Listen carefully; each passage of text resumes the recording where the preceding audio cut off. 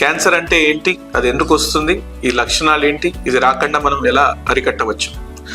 Hello అండి, నేను doctor Harish. Today will speak about in detail in these things.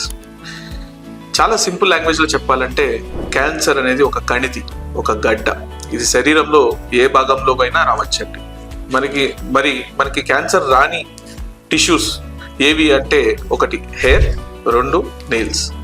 ఎందుకంటే ఇవి రిలేటివ్లీ డెడ్ టిష్యూస్ అన్నమాట. సో వీటిలో మనకి క్యాన్సర్ వచ్చే అవకాశం ఉంటుంది. క్యాన్సర్ ఎందుకు వస్తుంది అన్నది మనం ఇప్పుడు డిస్కస్ చేద్దామండి. మీ దగ్గర కారు ఉంటుంది, మీరు రోజు సామాన్యంగా వర్క్ వెళ్తూ ఉంటారు. ఆ కార్లో రెండు ఇంపార్టెంట్ థింగ్స్ ఏంటంటే యాక్సలరేటర్, రెండోది బ్రేక్. మీరు వర్క్కి వెళ్తున్నప్పుడు ఆ యాక్సలరేటర్ చాలా ఎక్కువగా ప్రెస్ చేస్తే కారు చాలా స్పీడ్గా వెళ్ళి యాక్సిడెంట్ అవుతుంది. అలానే ఆ బ్రేక్ అనేది పని చేయకపోతే కారు మళ్ళీ యాక్సిడెంట్ అయ్యే ఛాన్స్ ఉంటుంది. అలానే మన శరీరంలో కణాలు, సెల్స్ అనేవి ఇన్ని నెంబర్ ఆఫ్ టైమ్సే డివైడ్ అవ్వాలి అని ఉంటుంది. అంటే సెల్ డివిజన్ అంటాం. ఒక సెల్ నుంచి 2 సెల్స్ వస్తాయి, 2 సెల్స్ నుంచి 4 సెల్స్ వస్తాయి, 4 నుంచి 8 సెల్స్ వస్తాయి. అలా లిమిటెడ్ నెంబర్ ఆఫ్ డివిజన్స్ ఉంటాయి.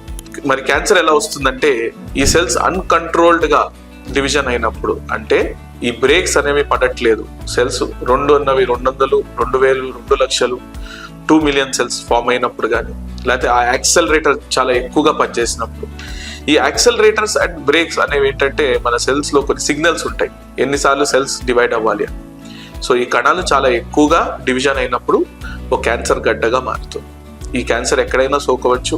అది ఏ ఆర్గన్ ఆర్ ఏ అవయవానికి వస్తుందో దాన్ని బట్టి మనం ఆ క్యాన్సర్ నేమ్ పెడతాం. అంటే lung cancer, brain cancer, liver cancer, stomach cancer, colon cancer. అంటే ఇది ఏ అవయవంలో వస్తుందో ఆ పేరు మనం దీనికి ఇస్తాం.